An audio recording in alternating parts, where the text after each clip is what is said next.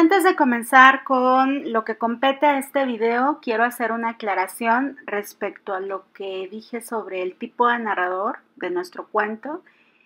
Y yo explicaba que teníamos a un narrador que es testigo de los hechos, lo cual es completamente cierto porque nuestro narrador es también parte de la historia, es un personaje que participa en la historia. Y lo que está haciendo es referirnos cosas que él está observando, que suceden, sobre todo cosas que realiza el protagonista de la historia. Sin embargo, lo que está mal es que dije que se expresaba en tercera persona y esto es incorrecto, porque él desde un principio, desde que inicia el cuento, habla sobre lo que ve, pero lo hace desde su perspectiva. Incluso cuando leemos eché a correr hacia el sur tratando de alcanzarla, es cuando confirmamos que su expresión no es en tercera persona, sino en primera persona. Así que, en síntesis, tenemos a un tipo de narrador testigo, porque es un personaje en la historia, describe lo que observa, lo que sucede con el protagónico, pero lo hace desde su perspectiva, en primera persona. Bueno, hecha esta aclaración, vamos a comenzar con lo que ya es de este video y básicamente vamos a hablar de elementos de fondo del texto narrativo.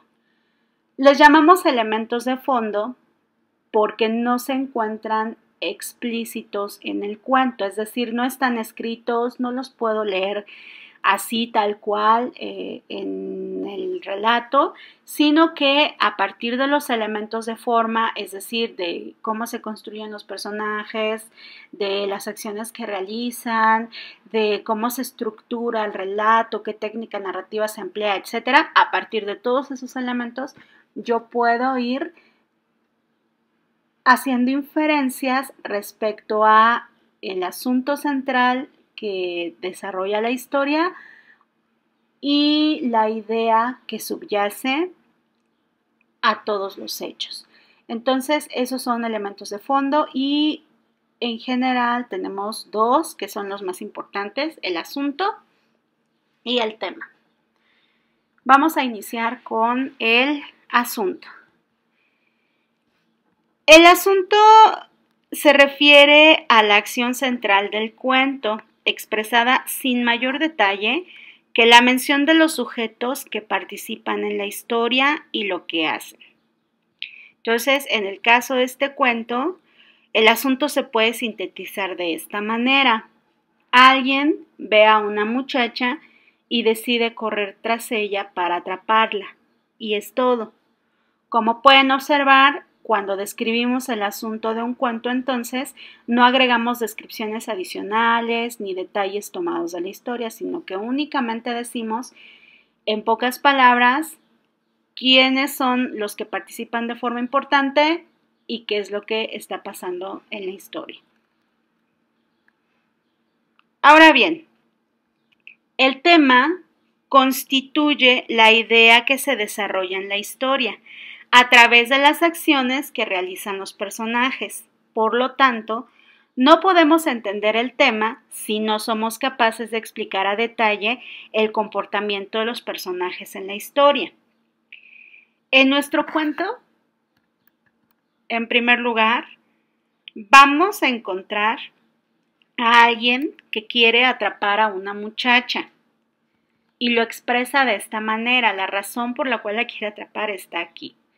Quería enterrar mi rostro en aquellas abiertas rosas y capullos para conocer su fragancia. En este punto nos tenemos que preguntar por qué alguien querría enterrar su rostro en el pecho de una joven. Y bueno, la misma cita puede sugerir N cantidad de cosas. La primera por la que yo, personaje, quisiera enterrar mi rostro en un pecho que no es un pecho normal, sino que es un pecho florido, pues sería por curiosidad, por saber qué se siente, ¿no?, el roce de estos pétalos o de estas flores. Cuando dice quería, ya expresa también deseo implícito, quiero, deseo. necesito, dirían ustedes, ocupo, ¿sí? Entonces ya estamos expresando una situación de deseo. Si lo que quiere es aspirar su fragancia, ¿para qué? Bueno, cuando yo olfateo un perfume, algo que a mí me gusta, lo hago por placer. Si alguna vez han ido al Museo del Chocolate, que está en la Tabacalera, perdón comercial, pero es que me acordé ahorita por la situación de olfatear algo. De verdad, desde que entras, el olor de las esencias, de las habitaciones, todo huele a chocolate y entonces realmente es una delicia, un placer estar oliendo algo que seguramente es agradable. Entonces, aquí hay placer también involucrado. Y finalmente, por fascinación, porque digo, imagínense ustedes tener enfrente a una joven que tiene los pechos construidos a partir de flores y capullos. Debe ser como wow.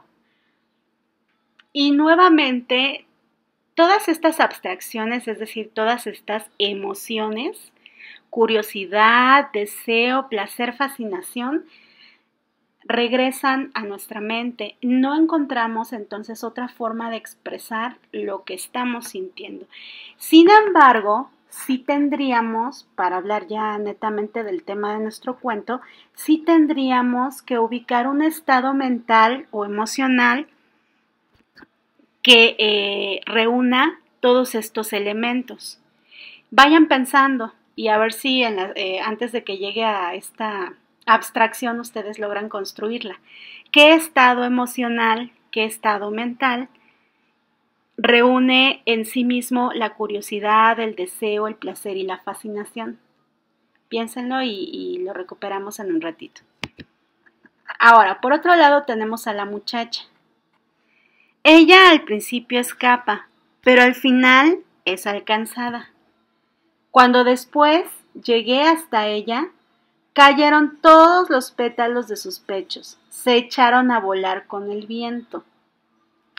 Alcanzada y no, porque en cuanto nuestro personaje se acerca, ella desaparece. En el texto nunca dice, llegué hasta ella y pude tocarla. Ni siquiera hay una evidencia explícita que nos diga que sí la pudo tocar. Solo se acercó y ella desapareció. Ahora, desaparece y no, porque cuando se deshoja, poliniza y es donde ocurre la transformación de este personaje. Es decir, polinizar significa que desprende sus semillas.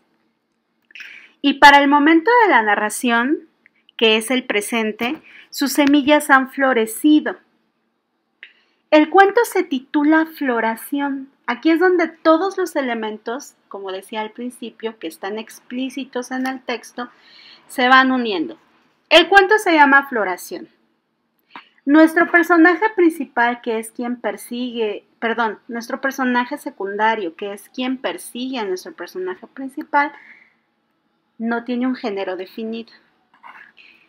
La floración es el momento en que una planta está lista para reproducirse y en el momento en que se deshoja, libera las esporas que se van a convertir en nuevas plantas o nuevas flores.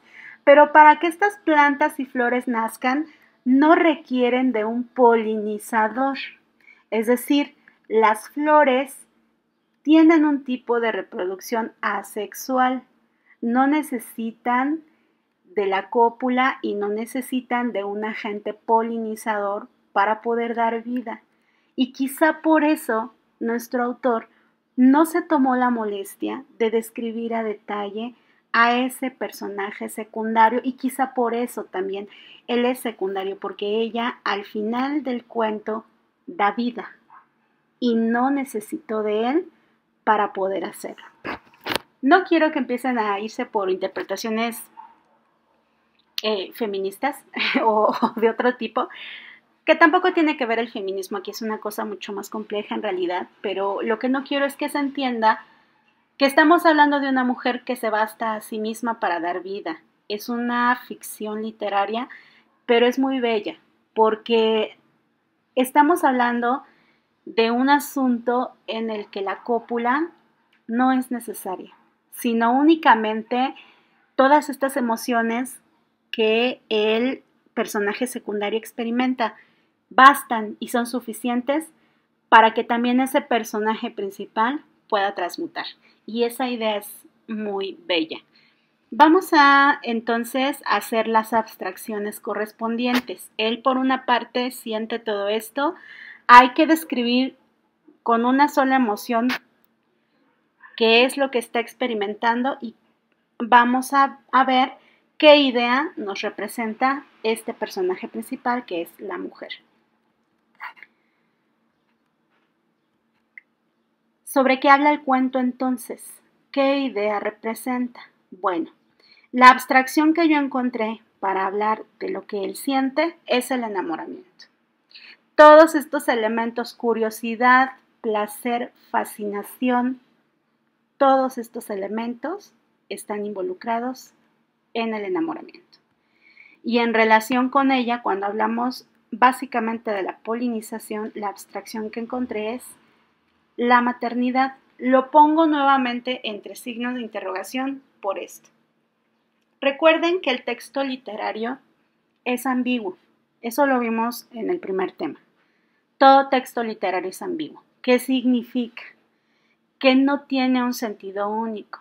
El autor tuvo la suficiente destreza como para dejarnos ver un poquito esta idea de maternidad, pero no confirmarla.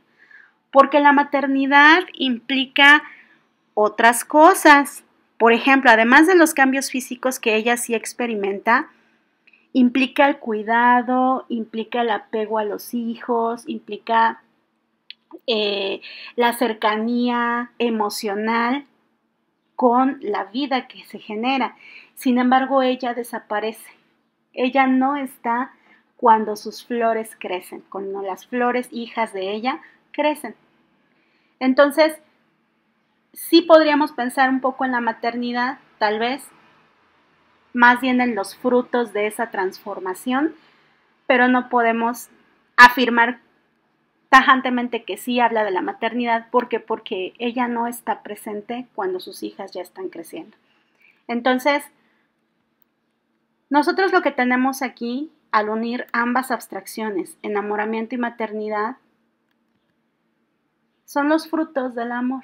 Él está enamorado de ella da vida, y lo que queda de esa aventura, de esa sucesión de hechos, son las flores que nacieron de sus semillas, es decir, los frutos de ese amor.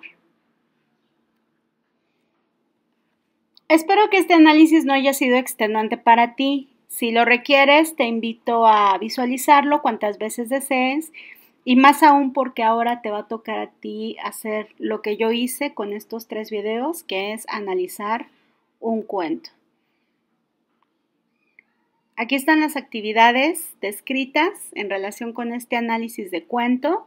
Vamos a trabajar con el texto Árboles Petrificados de Amparo Dávila. Quiero usar esta obra como un pequeño homenaje para esta autora que falleció en semanas recientes. Fue una cuentista mexicana de misterio y ciencia ficción y texto fantástico, de las más prolíficas y constantes en cuanto a la práctica del género, y además tiene escritos maravillosos, muy, muy interesantes. Desde luego es un cuento un poco más extenso de lo que leímos aquí, no un poco, es más extenso de lo que leímos aquí. El material en PDF te lo adjunto en la asignación, solo tienes que buscar el cuento porque es un material de lectura que quiero compartir contigo y que fue publicado por la UNAM, que trae varios cuentos de ella, de Amparo Dávila. Sin embargo, solo vamos a leer Árboles Petrificados, así que dale una ojeada a ese PDF y ubica el cuento. Te entrego el material completo por si te gustó la lectura y quieres leer un poco más de Amparo Dávila. Bueno, ahí está la sugerencia abierta. Para hacer esta actividad también en esta presentación, como puedes ver en esta diapositiva, te estoy ofreciendo un modelo de análisis que es a través de una tabla de 2 columnas. Sin embargo, tú puedes desarrollar tu análisis como te sea más simple. Puedes usar esta tabla de 2 columnas o a lo mejor prefieres hacer un mapa de ideas con conectores. A lo mejor lo que quieres es más bien redactar un comentario a modo de ensayo sobre el cuento. Sin embargo, cualquiera de los organizadores gráficos o de los estilos de discurso que utilices para entregarme tu análisis, te pido por favor que integren todos los elementos que están escritos en la tabla y que yo estuve revisando a lo largo de estos 3 videos. Y pues nada, recuerda que tenemos esta semana para entregar la actividad, ya nos desfasamos una semana. Este tema debimos verlo antes de que iniciara mayo, sin embargo, la producción del mismo fue algo complicada, entonces ahorita ya lo tenemos, tienes toda la semana para desarrollarlo, así que con calma y cualquier duda que tengas, ya sabes, estoy atenta a los comentarios de Classroom para darles respuesta tan pronto como me es posible. ¿Qué tal con el análisis? ¿Todo bien? ¿Todo en orden? Espero que sí. Si no está todo en orden, si tienes algún comentario que hacer, ya sea respecto a este video o bien respecto a la asignación en Classroom, que te quede alguna duda, ya sabes, barra de comentarios, por favor, envíame un mensaje y yo con todo gusto te estaré respondiendo en breve. Sigue cuidándote mucho, atiende las indicaciones de la Secretaría de Salud y de las autoridades. No te pongas rebelde. No molestes a los doctores. Ellos hacen todo lo que pueden. Doctores, los amo. Cuídense. Nos estamos viendo pronto.